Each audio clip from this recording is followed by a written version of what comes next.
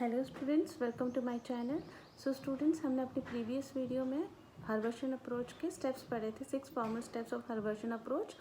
आज हम क्या करेंगे कि वही उसका लेसन प्लान का फॉर्मेट बताएंगे अकॉर्डिंग टू हर्वर्शन approach for writing a good lesson plan. So students, आज ओनली हम उसका फॉर्मेट करेंगे, नेक्स्ट वीडियो में हम उसका पूरा एक lesson. So this is the format of writing lesson plan according to हर्वर्शन अप्रोच। तो फर्स्ट वन जो स्टेप रहेगा आपको फॉर्मेट का, दैट इज़ आइडेंटिफिकेशन डाटा, जब पहचान आंकड़े जो आप पढ़ा रहे हो, जो टीचर वहाँ एज ए टीचर पढ़ा रहा है, उसके लिए कौन सा स्कूल है, नेम ऑफ द स्कूल, जिस स्कूल को टीचर जो है पढ़ा रहा है, पीपल टीचर, जो आप बीएड में जो बच्चे as a teacher role play करते हैं, स्कूल जाकर उनको टीचिंग करवाई जाती है, उसके लिए टीचिंग प्रैक्टिस के लिए स्कूल का नाम, फिर पीपल टीचर का नेम, देन पीपल टीचर जो स्टूडेंट उसका रोल नंबर क्या है, यूनिवर्सिटी का रोल नंबर वो यहाँ पे आएगा, देन क्लास, किस क्लास के लिए उसने लेसन प्रिपेयर किया है, देन सब्जेक्ट, सपोज अगर जनरल साइंस सब्जेक्ट है तो उसका एस्पेक्ट क्या रहेगा, क्या वो सब्जेक्ट जो फिजिक्स का है, केमिस्ट्री का है या बायो का है, देन टॉपिक में रहेगा जो टॉपिक आपने उस दिन के लिए पढ़ाना है, then duration of period, that is only for 35 और 40 मिनट्स। ये आ गया आपका सारा आइडेंटिफिकेशन डाटा में। Then next is your objective. जब भी कोई लेसन प्लान करते हैं तो टीचर क्या माइंड में रखता है कि उस चीज़ को पढ़ाने के उसके पीछे उसके उद्देश्य क्या हैं, ऑब्जेक्टिव्स क्या हैं। तो जो ऑब्जेक्टिव्स आपके रहेंगे वो that is general objective and specific objective. जब भी कोई टीचर टीचिंग के लिए जाता है तो उसके माइंड में क्या रहता है कि अगर वो लेसन पढ़ा रहा है तो उसको पढ़ाने के पीछे उसका ऑब्जेक्टिव क्या है, उद्देश्य क्या है। उद्देश्य भी दो तरह के होंगे, general objective and specific objective. General objective में रहेगी कि सामान्य उद्देश्य, और स्पेसिफिक ऑब्जेक्टिव रहते हैं कि विशिष्ट उद्देश्य।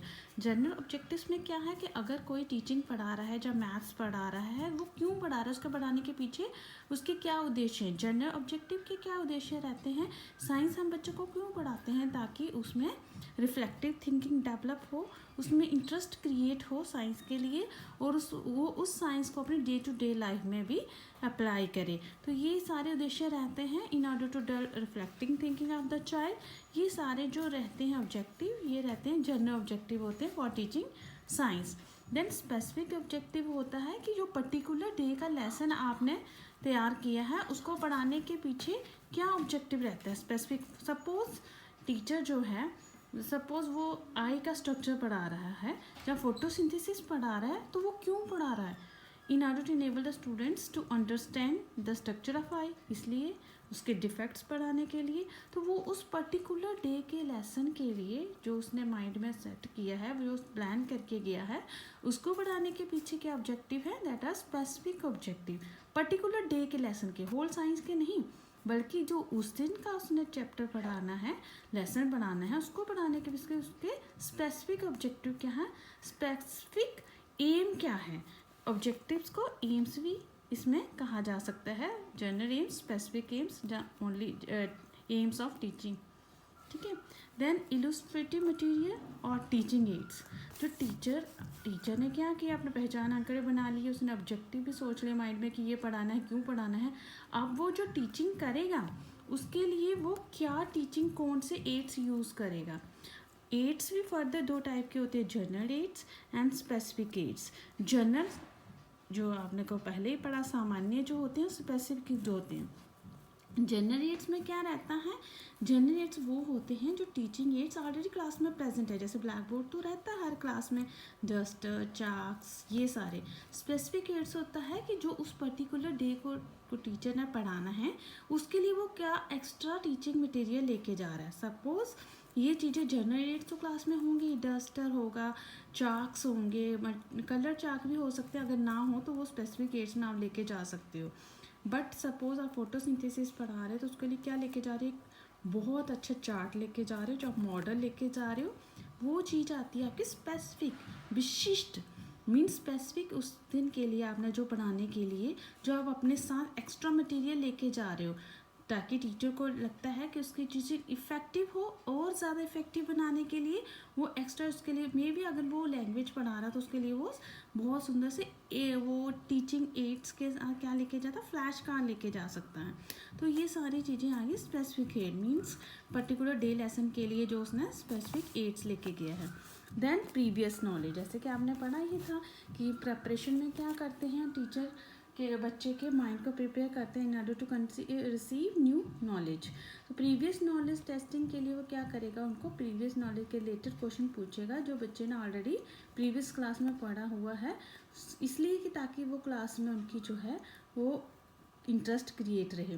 प्रीवियस नॉलेज टेस्टिंग क्वेश्चंस, इनको आप मोटिवेशनल क्वेश्चंस भी कह सकते हैं।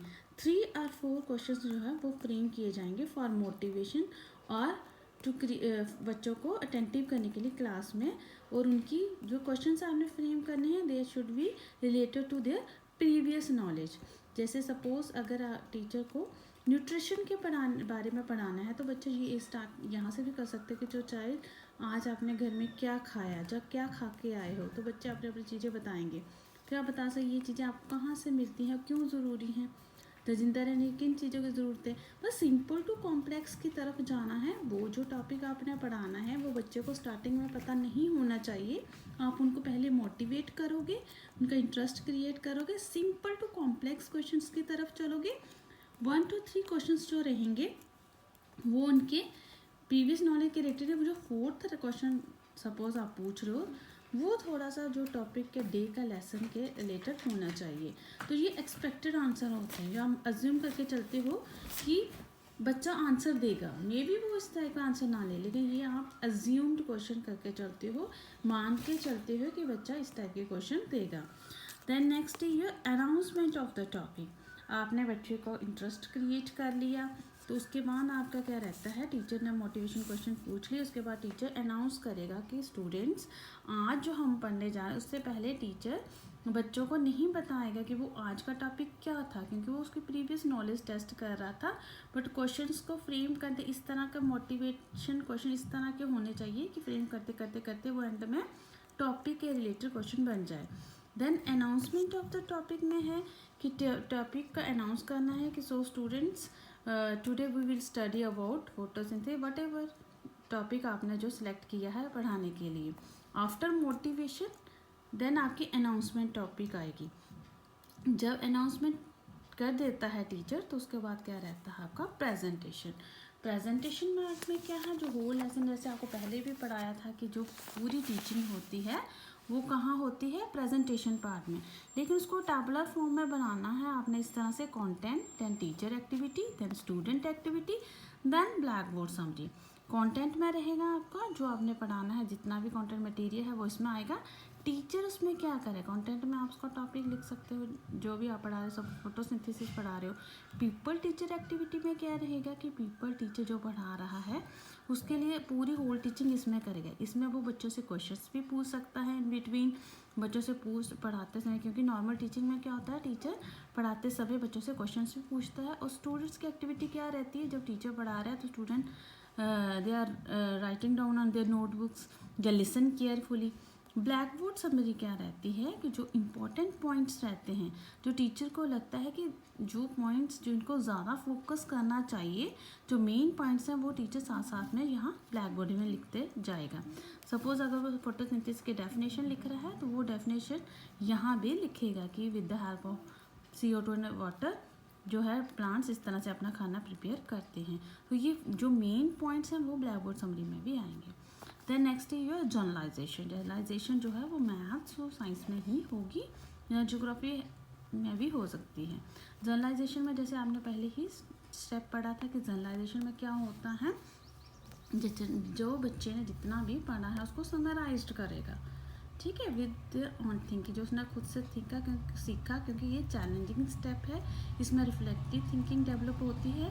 प्रेजेंटेशन में जितना भी बच्चे ने पढ़ा अब उसको वो समराइज करेगा, ठीक है। देन नेक्स्ट स्टेप है आपका एप्लीकेशन, ठीक है। ये जो जर्नलाइजेशन है ये आप 5-6 पॉइंट्स पॉइंट वाइज लिखोगे। फिर जैसे फोटोसिंथेसिस क्या हुआ कि प्लांट्स जो है CO2 H2O के प्रेजेंस में, लाइट के प्रेजेंस में इसे खाना प्रिपेयर करते हैं।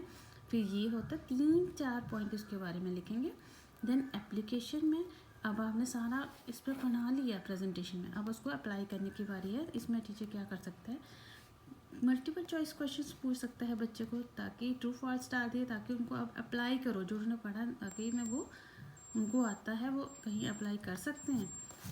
इस तरह के फिलअप्स बना सकते, ट्रू फॉल्स बना सकते, मैच द फॉलोइंग बना सकते थे। रिकैप्चुलेशन क्वेश्चंस, अब आपने ये पढ़ा, लेकिन अगर आपको ये जानना है, चेक नॉलेज करनी है बच्चे की, तो आप रिकैप्चुलेशन क्वेश्चंस फ्रेम करेंगे। इसमें कम से कम 3 या 4 क्वेश्चंस फ्रेम करोगे, बट इसमें एक्सपेक्टेड आंसर नहीं लिखोगे, ओनली क्वेश्चंस ही लिखने हैं आपको। बट जो क्वेश्चंस वही होंगे जो आपने ऊपर प्रेजेंटेशन में उनको बनाया है, उसी के रिलेटेड शॉर्ट आंसर क्वेश्चंस आप यहाँ पे पूछ सकते हो, बट आपने आंसर नहीं लिखने हैं। ये जस्ट बच्चे की नॉलेज के लिए कि बच्चे ने जो सीखा है, जो आपने पढ़ाया है, क्या उसने सीख लिया। और एंड में रहता है होमवर्क असाइनमेंट, होमवर्क जो असाइन करते हैं टीचर बच्चों के लिए। सो आज के लिए ये रही आपका format for lesson learning according to हरवर्शन अप्रोच।